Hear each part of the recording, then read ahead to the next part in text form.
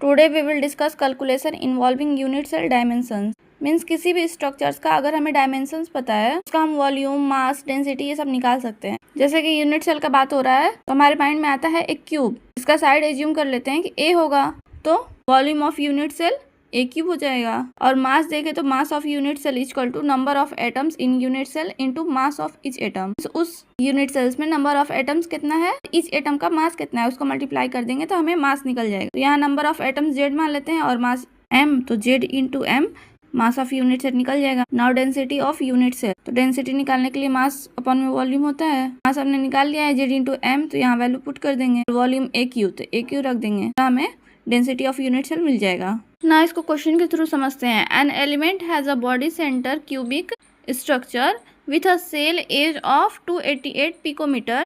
Density of element is 7.2 gram per centimetre cube. पूछ रहा है कि how many atoms are present in 208 gram of element. तो पहले जो क्वेश्चन में गिवन है उसको लिख लेते हैं। एज कह रहा है 288 पिकोमीटर, मीन्स ए हो गया हमारा 288 पिकोमीटर, और डेंसिटी दिया है 7.2 ग्राम पर सेंटीमीटर क्यूब, और मास दिया है 208 ग्राम। फाइंड करना है नंबर ऑफ एटम्स। तो अगर हमारे पास साइड दिया हुआ है तो इस तरह से हम वॉल्यूम निकाल सकते हैं यूनिट सेल का। Volume of unit cell cube equal to 288 picometre का होल क्यूब हो जाएगा। इसको सेंटीमीटर में सॉल्व करेंगे तो 2.39 इंटू 10 का पावर -23 सेंटीमीटर क्यूब आएगा। ना जब हमें 1 यूनिट सेल का वॉल्यूम पता चल गया तो इस तरह से volume of 208 gram of element निकाल लेंगे। Equal to mass upon density होता है। हमारा मास दिया है 208 ग्राम, डेंसिटी 7.2, तो 28.88 सेंटीमीटर क्यूब हो जाएगा। 2.39 इंटू 10 का power -23 centimetre cube 1 unit cell का वॉल्यूम है।